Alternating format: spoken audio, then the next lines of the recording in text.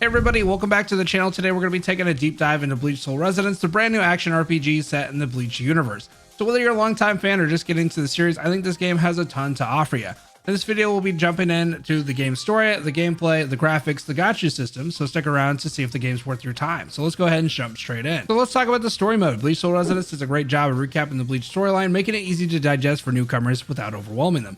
The story scenes are interactive, letting you move around and engage with the story as the events unfold, which is a super nice touch. I think it has a pretty good balance between gameplay and story elements. So if you are new to Bleach, you're not going to get the full experience.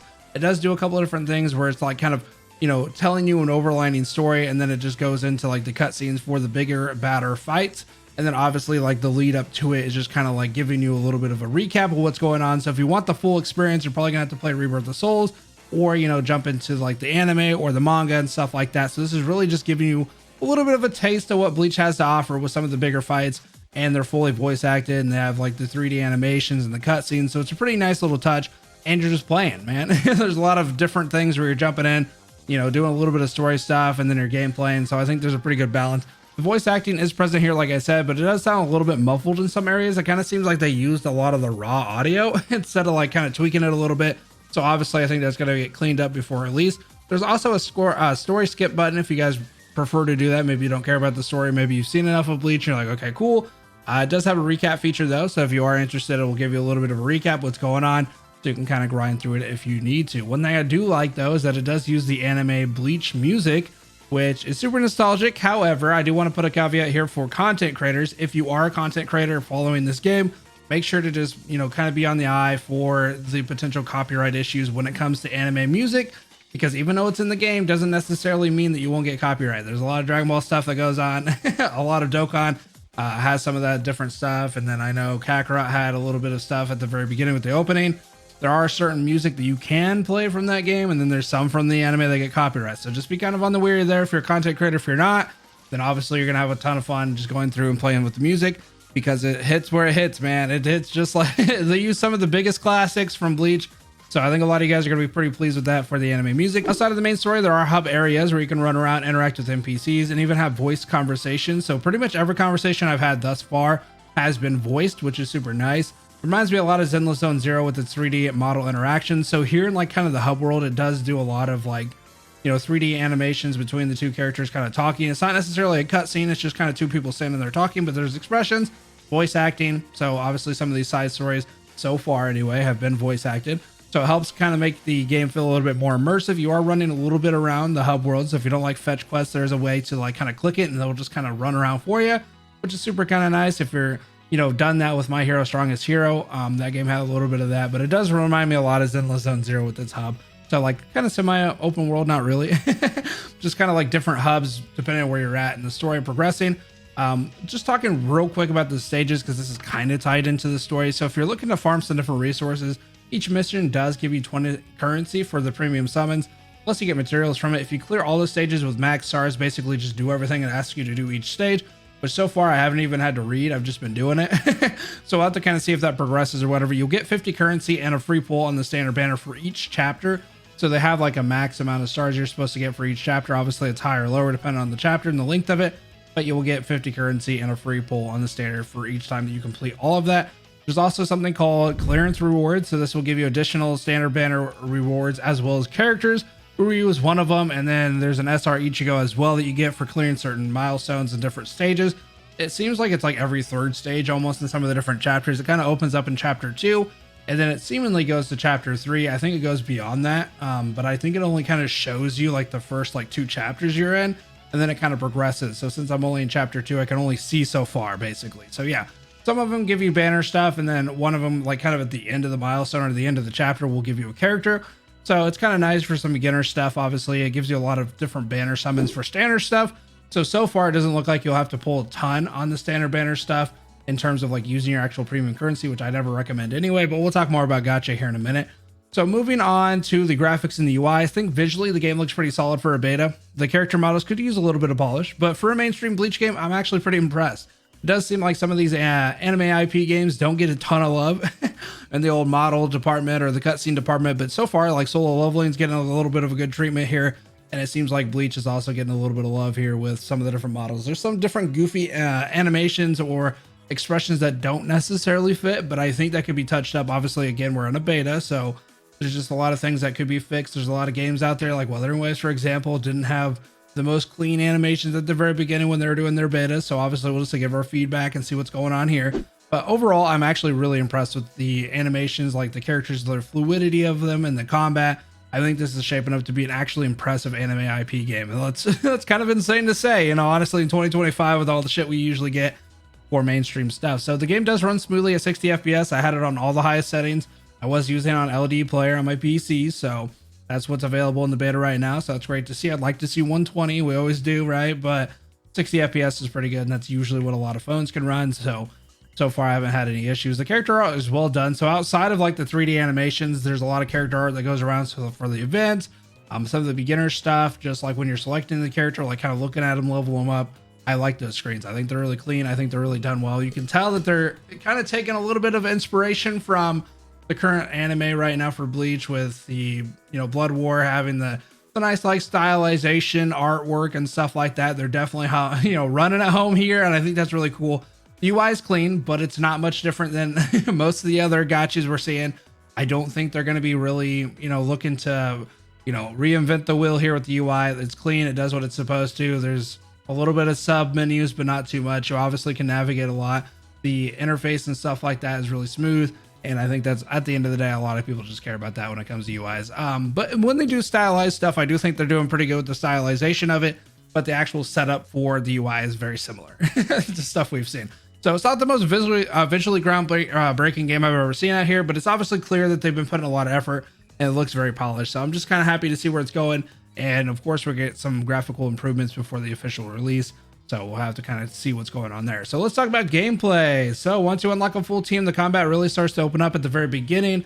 Obviously, you're kind of in tutorial land, so you're only playing like 1-2 characters. You can have a team of 3 here, but it doesn't really open up too much until you get to that point. So some of the early on characters, like the early Ichigo, not doing too much. He's not going crazy. He's got a pretty basic combo, but they have some different stuff you can do once you get some teammates. Chain some moves together. There are some cancel mechanics, but not really too much of a crazy scenario.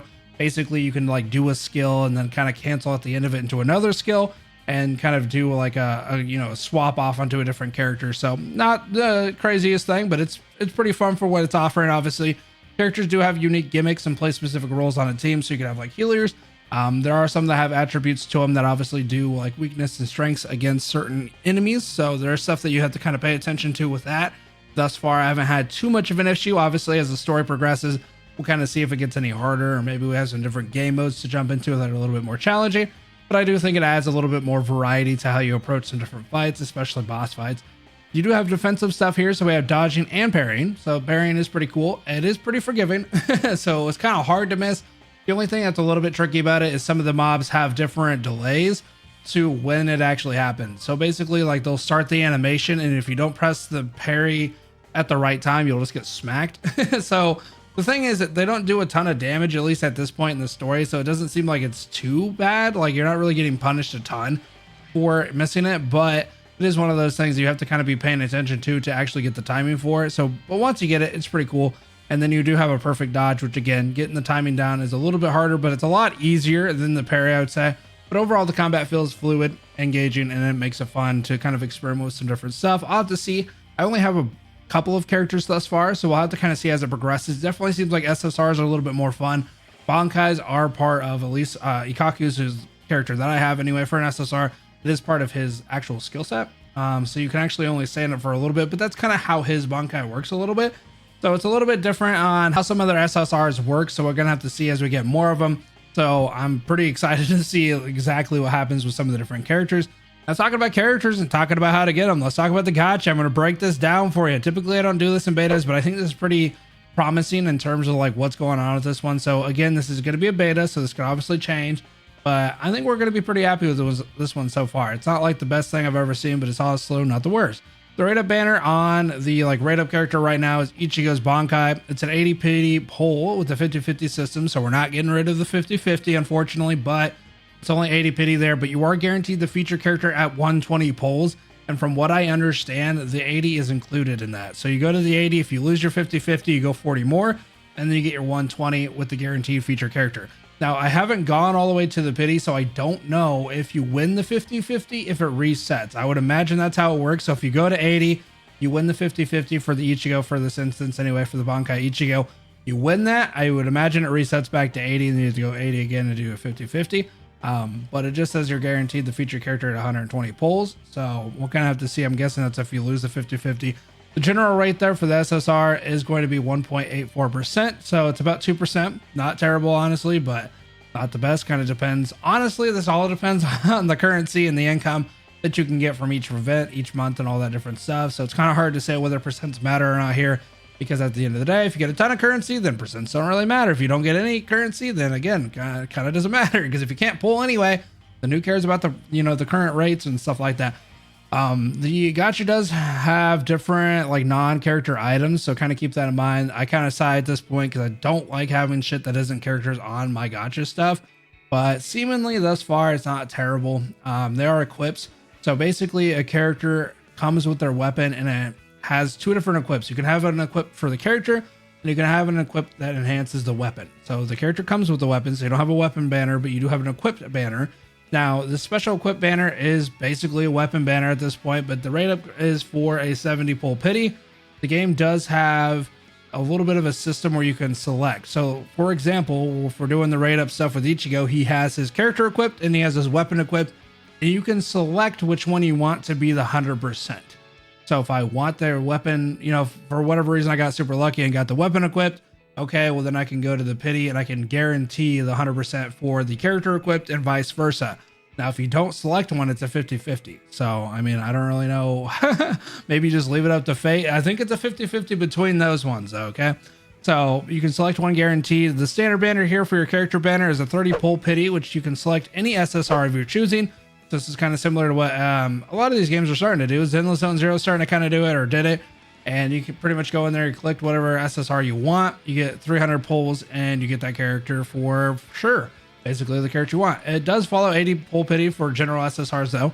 So if you're just going for whoever you want, you get 80 pity for that. Much like Zenless Zone Zero. But the first 50 pulls is a guaranteed SSR. So this is kind of like your beginner banner.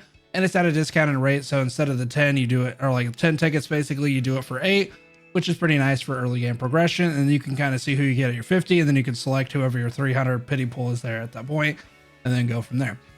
Summoning also gives you shop currency, which you can exchange for items and additional pulls. So it kind of depends on the rarity of the unit that you get. Some give you this gold currency, some give you purple. The gold currency is like the cream of the crop. Basically, it's what you want. You can go in there and you can get all kinds of like premium pulls. You can get your rate up for your weapon equips or your character equips there.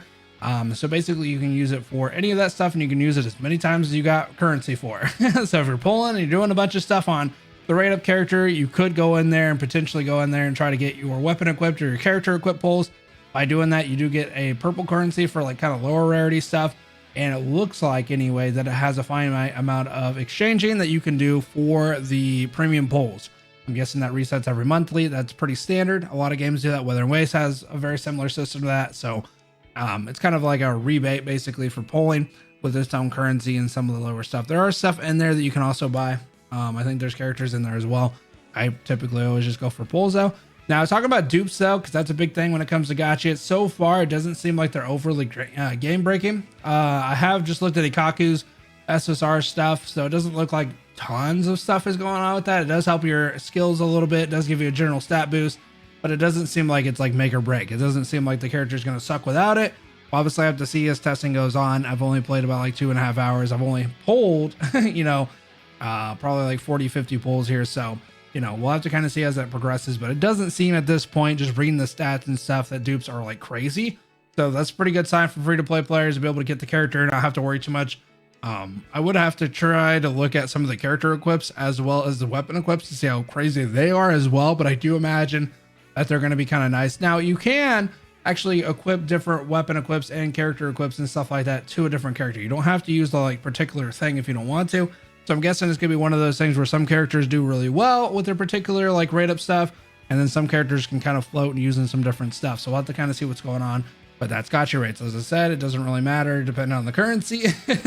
So we'll have to see how that works, especially when the game comes out. But honestly, guys, I think overall Bleach Soul Resonance is shaping up to be a pretty promising game for an anime IP, dude. We've just been getting shafted a long time for a lot of this stuff. I'm glad to see Bleach kind of shining into the limelight here with a gacha game and Rebirth of Souls. The story is well presented, the UI is clean, and the combat is fun and fluid. I think the gacha seems pretty fair so far, but we'll have to see how it feels long term, obviously. If you're a Bleach fan, I think this game is definitely going to be keeping on your radar. I'll cover up more updates as it gets closer to launch. If we get like a global beta and stuff like that, I'll try to work with their team and stuff and see what's going on with that. But subscribe for more content. I'll see you in the next one. Have a good rest of your night, guys. Peace.